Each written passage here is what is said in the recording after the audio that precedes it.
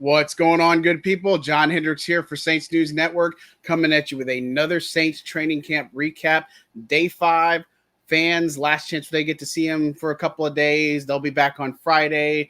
They're Saturday and Sunday as well. We'll get the next 2 days to be able to have a little bit more on-hand look with the team. But before we dive into all the great action and recap kind of the day's events, just a reminder, if that you own a business in the greater New Orleans area, be sure to contact my guy, Justin Burgess, over at BenPro for all your health insurance and employee benefit needs. 504-888-8038. He's sponsored and produces all of our shows today and made this all possible, so we definitely appreciate it.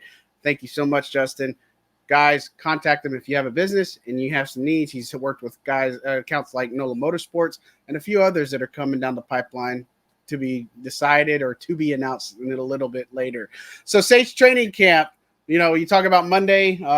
It was a nice day off for starters. On Sunday, no action. Obviously, the team is got a much needed day off after 4 straight days of practicing and such. And look, Monday the pads come on. It's all about hitting and all about all the fun stuff, right? And so we got to see a good fair share of action. And so as far as the most important bullet points that we want to hit on in the time that we have, let's talk about the attendance. Everybody was there. Kyle Phillips, defensive end, they just tried him out about a week ago, formerly of the Jets. He was also in attendance for practice. He is actually signing with the roster. That should be a corresponding move with Trey Turner going to IR with that torn quadriceps. And obviously on the attendance, it's big to see everybody out there. One down note, obviously, would be Andrus Peat.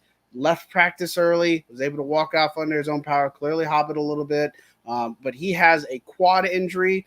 The extent is unknown. Dennis Allen talking about it. He's very forward, so I definitely respect that, and everybody can respect that. He's been forward with it and said he'll update us on injuries, but looks like it's a strained quad, not a tear or anything. But, again, we'll see how much time he'll be missing.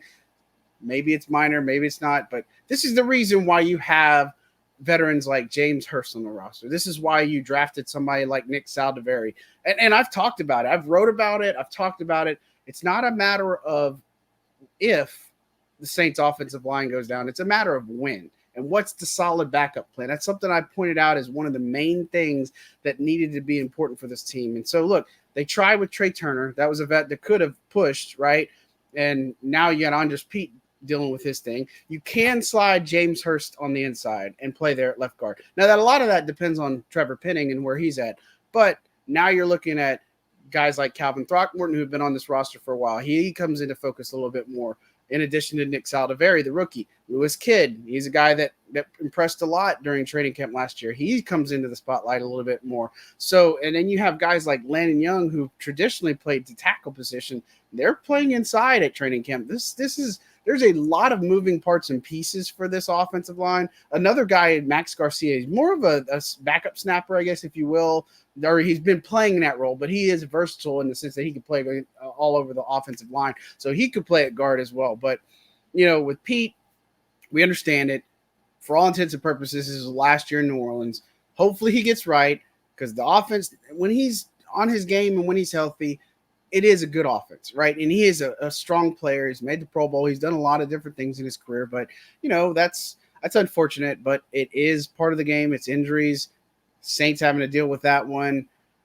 We'll see how it plays out, but that means it's time to eat for some of these other guys that have been chomping at the bit to get into the lineup. So they're going to have to make the most of it. So one of the things that I wrote about on Saints News this morning, talking about just things that we learned from training camp, one of the things that I was really key on was the pass rush for real. I think the Saints might actually have a really strong pass rush, and not in the sense of linebackers and corners and stuff, just from the ends, right? We've talked up Peyton Turner a little bit. We've talked up Carl Granderson, really had a fire day the other day. I was curious, and what I wrote is, will this keep up when the pads come on, right? Because pads, contact, all that stuff.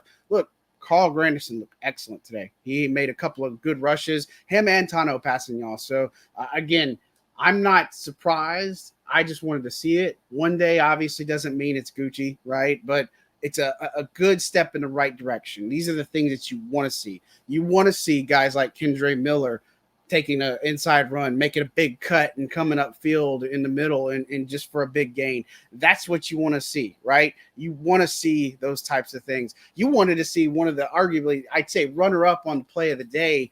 There's a couple of them. So before I say runner-up, but let me get in there. Runner-up on play of the day would be to Jimmy Graham. Look, Jameis Winston, team drills.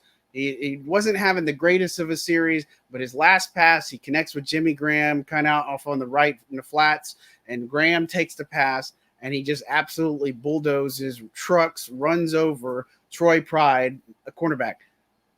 That's Jimmy, right? That is the vintage Jimmy that a lot of people knew. A lot of people will know, not shy, contact, all that stuff. That's kind of like his, okay, Jimmy's for real, right? Because we kind of like, some people are saying, well, this guy's 36. Can he still play? We've kind of mentioned that and said that we believe he can still play. He looked good out there. But this is one of his good moments where he just trucks a cornerback, and then the linebacker, Anthony Ori, comes over and makes a stop on him. And then after the play, Graham gets up, and Pride's talking to him. Graham's jawing back and forth of him. I mean, that's the type of stuff you want to see, right? But definitely runner-up on the play of the day. Honorable mention, I would say, to start off 7 and 7s.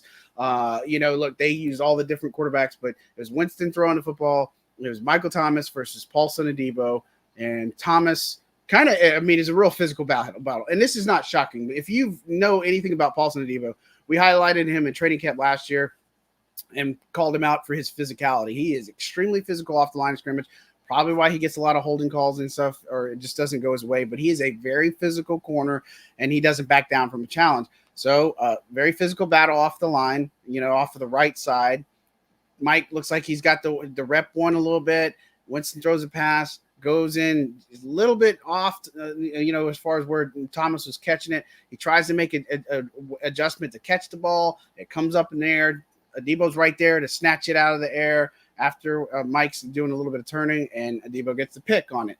That would definitely be an honorable mention. It's a good sign. But look, Michael Thomas, he came back obviously in team drills and stuff. And, one-on-ones cater to the offense, right?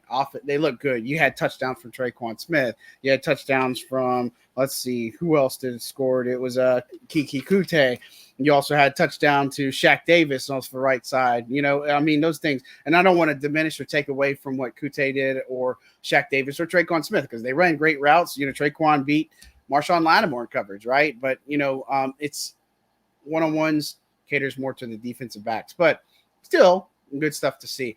But I would say that the Adebo play is kind of honorable mention. The Graham play was runner-up. For me, the play of the day was to close out team drills. And it was not close out. It was the second to last play. But Jake Haener at quarterback, look, we've talked about him. I've talked about him. Like, I know some people are starting to come around a little bit more. I wrote on it, think that he's got stock up.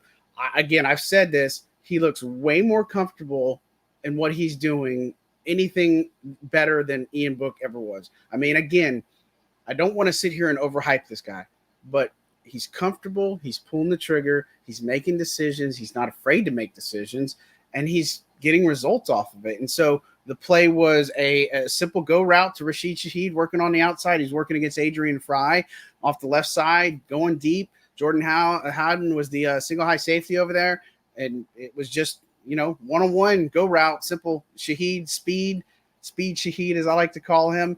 He beats the coverage easily. It's a perfect throw, perfect connection, touchdown, play of the day, over at least a 60-yarder, I would say. And so that was, awesome just to see. And again, I love how Haener's playing right now. I really think he can do something. Other things to touch on, Will Lutz was kicking today. They had Gillikin and then obviously Lutz. They're rotating each day, but having Lutz back in there, he missed one the other day.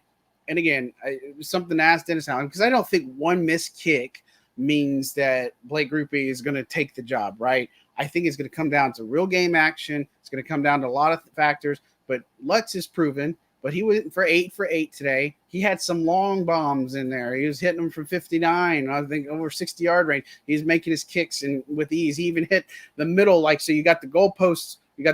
And then there's a middle post in the middle of it that has the camera up top, and he dinged it perfectly. It was actually pretty impressive. So he's done that more than once. But that's obviously good to see, those types of things. But those are probably the biggest things to stand out. There's way more. One of the things in looking at back in my notes, and again, you guys have kind of showed, and I'll just show you. Just you think about it, it's an hour and 45 minutes of practice, which is part of the CBA, and so they'll move to kind of 2 hours tomorrow, and practice will be a little bit longer. But again, you look at these notes. I mean, look, without giving anything away, this is the type of stuff that I take. I detailed all the one-on-ones. I detail all the team stuff, who goes where, all those types of things. Again, if you're not following me and you're not keeping up at least with the Saints News Network as far as the observation goes, every single day I will give you as detailed notes, try to make you feel like you're there, as detailed as possible with it. Again, it's just those types of things that I really love what I do, and I appreciate all the support. So not to get all sappy and emotional on you guys or anything like that, but I really do appreciate the support. It's been a long journey, but I am just so happy with Saints training camp. So much actions happen, again, from various guys, lots of things to talk about, a lot of good, a little concern with Andrus Peat this early. We'll see how that plays out. And again, I've been kind of saying this a little bit, but you see what's happening in Denver, just going off of a tangent here.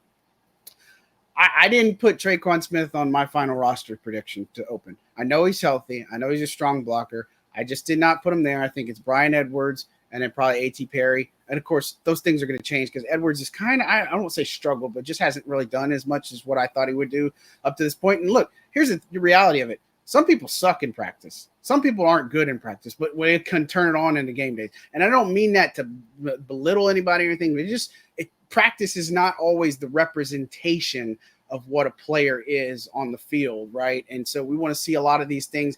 You camp champs, can they do it in the game? Emmanuel Butler is a prime example of that.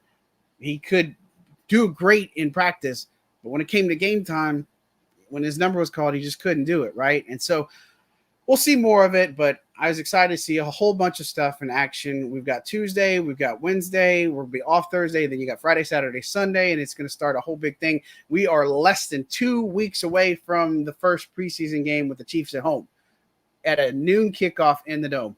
Can't wait. I don't care if it's preseason or not. I've waited a long time for Saints football to return. I know you have too.